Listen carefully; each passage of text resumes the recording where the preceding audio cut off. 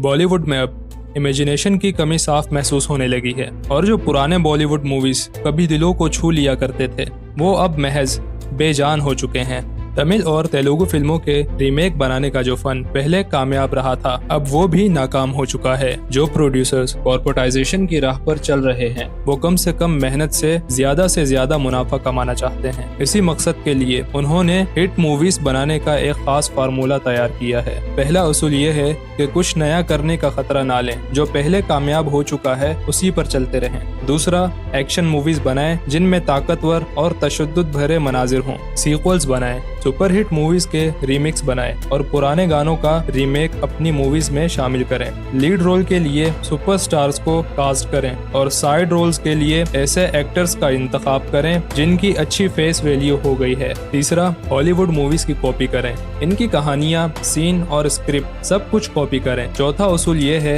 कि अपने आवाम की नेगेटिव माइंडसेट पर सवाल ना उठाएं, सोसाइटी को आईना ना दिखाएं। कोई सोच पैदा करने वाली फिल्म बनाने की जरूरत नहीं है, बल्कि लोगों की जहनियत को खुश करें। पांचवा, फिल्म में कोई गहरा और तवील मंजर ना हो, क्योंकि लोगों की तवज्जो की मुद्दत कम हो गई है, इसलिए हर चीज तेजी से आगे बढ़नी चाहिए। छठा उसूल ये है कि सब कुछ जिंदगी से बड़ा दिखाएं, बड़े स्टार्स, बड़े सेट, बड़ी लोकेशंस, बड़ा बजट और बहुत ज्यादा VFX। और आखिर में फिल्म की मार्केटिंग पर खूब पैसा खर्च करें ताकि सब लोग इसके बारे में बात करें। इस फॉर्मूले का नतीजा ये है कि फिल्में ब्लॉकबस्टर तो बन रही हैं और रिकॉर्ड्स भी तोड़ रही हैं, मगर वो यादगार नहीं बन पा रही। ऐसी मूवीज जो दिल को छू लें, सोचने पर मजबूर करें या बार बार देखने का दिल चाहे, वो धीरे धीरे गायब होती जा रही हैं।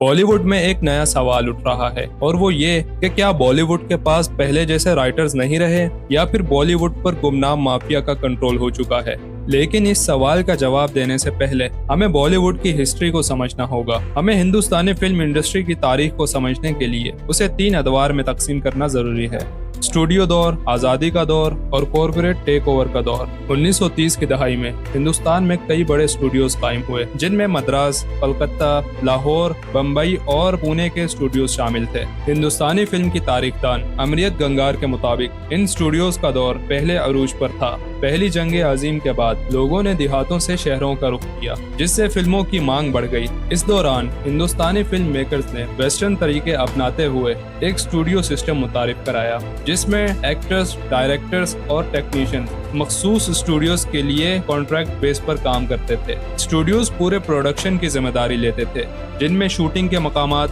एक्टर्स, टेक्नीशियंस और पोस्ट प्रोडक्शन शामिल होती थी। एक्टर्स की फीस भी स्टूडियोज ही तय करते थे, जिससे स्टूडियोज को बजट और क्रिएटिविटी पर मुकम्मल कंट्रोल मिलता था। जैसे जैसे एक्टर्स मकबूल होते गए, उन्होंने थोड़ी बहुत बातचीत करनी शुरू की, मगर स्टूडियो सिस्टम की वजह से प्रोड्यूसर्स को इखराजात पर काबू रखने में सहूलत थी। 1936 में देवदास का हिंदी एडिप्शन रिलीज हुआ, जिसमें KL सेगल ने मरकजी किरदार अदा किया। ये फिल्म अपने वक्त की कामयाब तरीन फिल्मों में से एक बन गई और KL सेगल को हिंदुस्तान का पहला सुपरस्टार बना दिया। देवदास की कहानी एक उदास रोमानवी हीरो और मोहब्बत पर मबनी थी, जिसे हिंदुस्तानी आवाम ने बहुत पसंद किया। इसी दौर में अशोक कुमार की फिल्म अश्वथ कुनैया भी रिलीज हुई और बड़ी हिट साबित हुई, जिसने अशोक कुमार को अगला सुपरस्टार बना दिया। ऐसी कामयाबियों के बाद बॉलीवुड में स्टार सिस्टम का आगाज हुआ। नाजरीन ने कहानियों से ज्यादा एक्टर्स में दिलचस्पी लेना शुरू कर दी।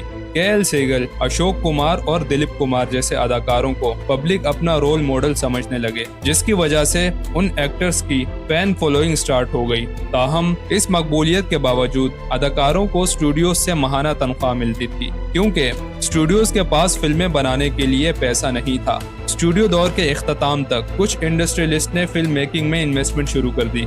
एक बॉलीवुड डायरेक्टर ऑथर के मुताबिक एक ट्रक बिल्डर, एक NRI और एक डायमंड मर्चेंट के ताजिर ने, जिसके पास पैसा था, फिल्म इंडस्ट्री में इन्वेस्ट किया।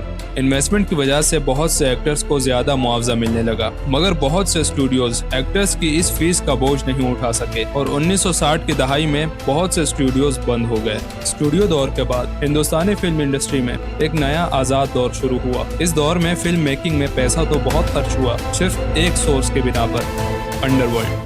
इस दौरान फिल्म प्रोडक्शन डिसेंट्रलाइज और डिवर्स हो गई, जिसमें कई आजाद प्रोड्यूसर्स, डायरेक्टर्स, एक्टर्स और टेक्नीशियंस फिल्म इंडस्ट्री में शामिल होने लगे। बहुत से प्रोड्यूसर्स के पास फिल्में बनाने के लिए कैपिटल अमाउंट नहीं था, इसलिए उन्हें फाइनेंशियल असिस्टेंस के लिए प्राइवेट फाइनेंसर्स या डिस्ट्रीब्यूटर से कर्ज लेना पड़ता था। इनमें से कुछ बड़े और मशहूर प्रोड्यूसर्स अपने मुंतखब करदा डिस्ट्रीब्यूटर्स के साथ काम करते थे।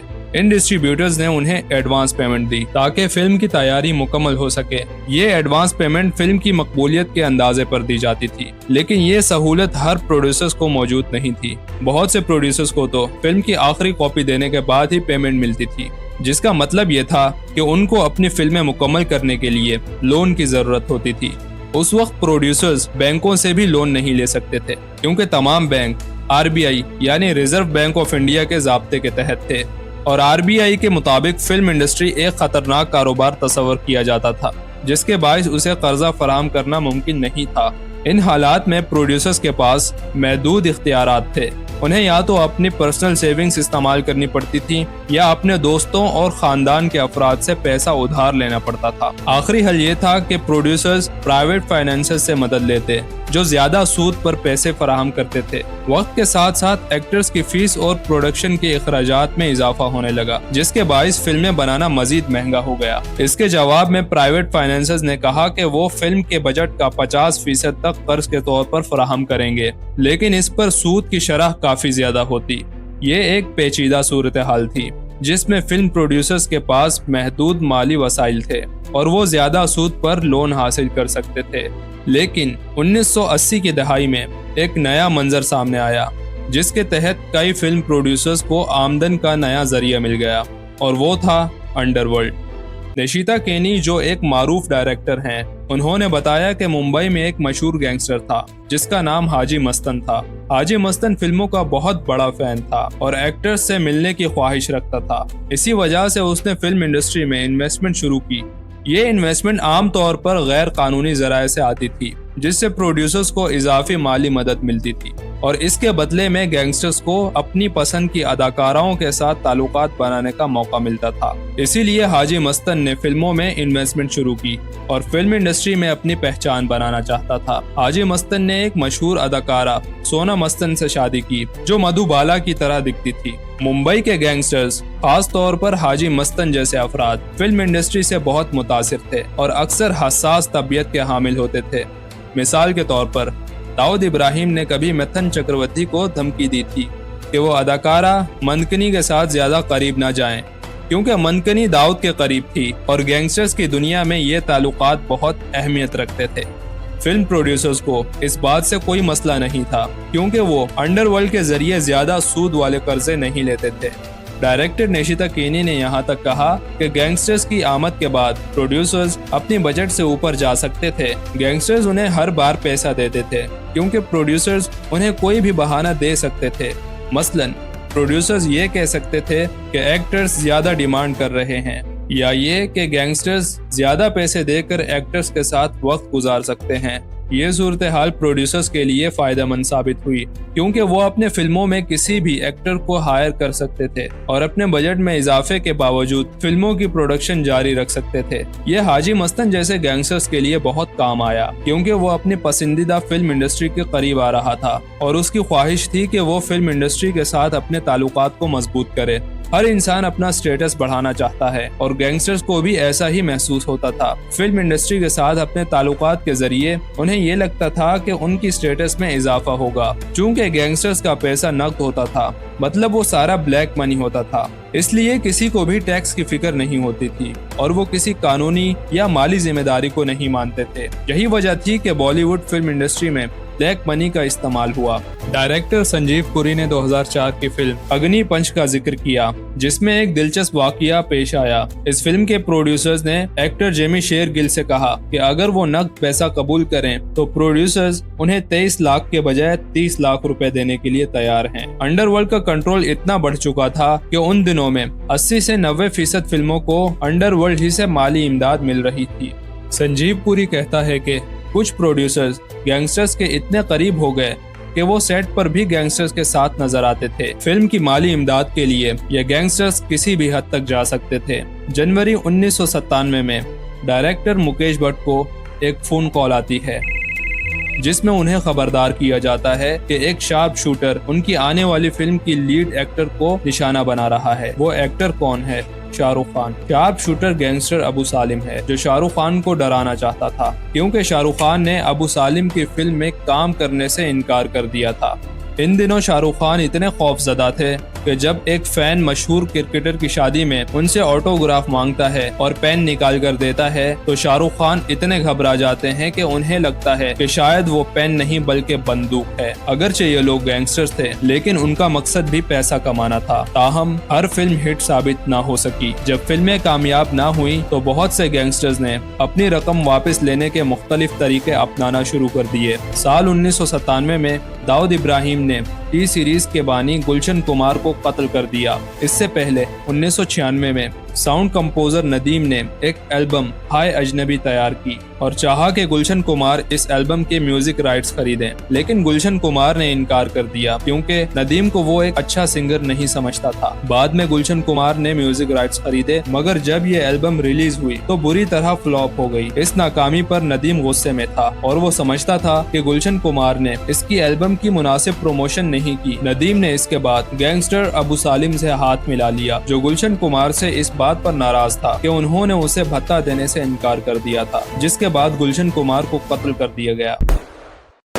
1998 में भारतीय फिल्म इंडस्ट्री को इंडस्ट्री स्टेटस मिला और एक कॉरपोरेट दौर का आगाज हुआ। इस तस्लीम ने भारत की फिल्म इंडस्ट्री को अंडरवर्ल्ड के असरात से बचा लिया और इसके साथ ही इंडस्ट्री में इन्वेस्टमेंट भी बढ़ने लगी। इस तब्दीली के नतीजे में Walt Disney, Sony Pictures Entertainment, Viacom 18 और फॉक्स स्टूडियोज जैसे बैनुल-अक़वामी इदारे भारतीय फिल्मों में इन्वेस्टमेंट करने लगे। ये बात नहीं कि ये स्टूडियोज हिंदुस्तान में पहले मौजूद नहीं थे, वो मौजूद तो थे, मगर उस वक्त वो सिर्फ चंद हॉलीवुड मूवीज को ही हिंदुस्तानी नाजरीन के लिए पेश कर सकते थे। उन्हें अंदाजा हो गया कि बेहतर मुनाफा वहीं मिलेगा जब वो बराह रास्त बॉलीवुड मूवीज में इन्वेस्टमेंट करेंगे, और फिर ऐसा ही हुआ।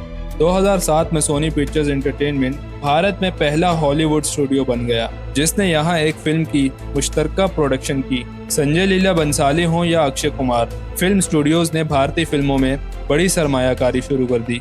ये लम्हा भारतीय फिल्म इंडस्ट्री और एक्टर्स के लिए एक टर्निंग पॉइंट था। प्रोड्यूसर रतन जैन के मुताबिक 2005 से पहले उन्होंने कभी किसी एक्टर को 2.5 करोड़ से ज्यादा मुआवजा नहीं दिया, चाहे वो शाहरुख खान हो, आमिर खान या अक्षय कुमार। लेकिन कॉरपोरेट्स की आमद के बाद यही रकम बढ़कर 20, 25, 50 और 100 करोड़ तक बढ़ गई। आहिस्ता आहिस्ता कई भारतीय कंपनियां जैसे इरोज इंटरनेशनल और यश राज फिल्म ने एक स्टूडियो मॉडल तैयार किया, जिसमें वो अपनी फिल्मों को प्रोड्यूस, डिस्ट्रीब्यूट और प्रमोट करें। पहले कई प्रोडक्शन हाउसेज जैसे YRF अपनी फिल्मों की डिस्ट्रीब्यूशन और प्रमोशन के लिए एक्सटर्नल डिस्ट्रीब्यूटर्स पर डिपेंड करते थे, लेकिन दिलवाले दुल्हनिया ले जाएंगे की कामयाबी के बाद यशराज फिल्म्स फाइनेंशियली स्टेबल हो गया और उसने पोस्ट प्रोडक्शन के काम जैसे एडिटिंग, डिस्ट्रीब्यूटिंग और प्रमोशन को भी अपने जिम्मे ले लिया। ये तमाम स्टूडियोज अपनी फिल्मों की कामयाबी के लिए टॉप स्टार्स पर रिलायंस थे, चाहे वो अमिताभ बच्चन की फिल्म शोले हो या आमिर खान की दंगल। अगरचे ये प्रोडक्शन हाउसेज छोटे बजट की फिल्में भी बनाते, लेकिन वो इतनी मुनाफा बख्श साबित नहीं होती। इस रुझान के सबब हिंदुस्तानी फिल्म इंडस्ट्री में मेल एक्टर्स की अहमियत बढ़ती गई। इस अहमियत का एहसास होते ही इन एक्टर्स ने सोचा कि अगर वो फिल्मों के लिए इतने ज़रूरी हैं तो उन्हें ज़्यादा पैसा कमाना चाहिए। उन्होंने अपनी अपफ्रंट फीस कम कर दी और इसके बजाय फिल्म के मुनाफे में हिस्सा लेने का मुतालबा किया। साल 2000 से 2019 के दौरान वो 99 फिल्में जिन्होंने 100 करोड़ रुपए से ज्यादा का बिजनेस किया, उनमें से 58 फिल्में या तो रीमेक थीं या किसी फ्रेंचाइज का हिस्सा या फिर दोनों। हालिया मुनाफा बख्श हिंदी फिल्मों में से 40% तमिल और तेलुगु फिल्मों की रीमेक थी। करण जौहर ने भी कहा कि हमारी सनत में लोगों ने हर मशहूर तमिल और तेलुगु फिल्मों का रीमेक बनाना शुरू कर दिया, और जब तमिल और तेलुगु फिल्में दस्तयाब ना हुई तो हमने वेस्टर्न मूवीज की कॉपी करना शुरू कर दी। ये फार्मूला कुछ वक्त के लिए तो कामयाब रहा, मगर अब ये काम नहीं कर रहा। ऐसी फिल्में जैसे बाहुबली, KGF और पुष्पा नाजरीन को सिर्फ साउथ इंडिया में ही नहीं बल्कि पूरे भारत में पसंद की जा रही हैं। OTT प्लेटफॉर्म्स की बदौलत ये फिल्में पहले ही दीगर नाजरीन के जरिए देखी जा चुकी हैं, तो फिर रीमेक बनाने का मौका कहाँ बचता है। तमिल सुपरस्टार नानी की सुपरहिट फिल्म जर्सी को बॉलीवुड में रीमेक किया गया। नानी ने कहा कि जब असल फिल्में OTT और YouTube पर दस्तयाब हैं तो लोग रीमेक क्यों देखेंगे। बॉलीवुड फिल्म इंडस्ट्री में क्रिएटिविटी की कमी की वजह से कमजोर स्क्रिप्ट्स आम हो गई हैं। मशहूर प्रोड्यूसर प्रीतेश नंदी के मुताबिक बॉलीवुड का सबसे बड़ा मसला एक्टर्स की हाई फीस नहीं बल्कि स्क्रिप्ट्स का मयार है। बहुत से भारतीय शायकीन शिकायत करते हैं कि हमें सिर्फ बॉलीवुड में खराब स्क्रिप्ट्स क्यों देखने को मिलती हैं। 2014 में मुंबई फिल्म फेस्टिवल में जब ये सवाल मशहूर डायरेक्टर से किया गया तो विक्रम आदित्य मोटवाने ने कहा कि राइटिंग से अच्छी आमदनी हासिल नहीं होती, इसलिए अच्छे राइटर्स डायरेक्टर बनने को तरजीह देते हैं। जब बेहतर राइटर्स डायरेक्टर बन जाते हैं तो राइटिंग उन लोगों के लिए छोड़ दी जाती है जो इस मैदान में इतने माहिर नहीं होते। स्क्रीन राइटर एसोसिएशन भी तवील अरसे से बॉलीवुड प्रोड्यूसर से बेहतर तनख्वाह का मुतालबा कर रही है। कई बार राइटर्स को अपनी फिल्मों के लिए क्रेडिट भी नहीं दिया जाता। राइटर ज्योति कपूर को अपनी फिल्म फिर से के क्रेडिट के लिए कुणाल कोहली के साथ अदालत में लड़ना पड़ा। ऐसे माहौल में बासलाहियत लोग इस पेशे में क्यों आएंगे जब ना तो उन्हें मुनासिब मुआवजा मिलता है और ना ही क्रेडिट। यही वजह है कि कई बासलाहियत राइटर्स डायरेक्टर बनने को तरजीह देते हैं।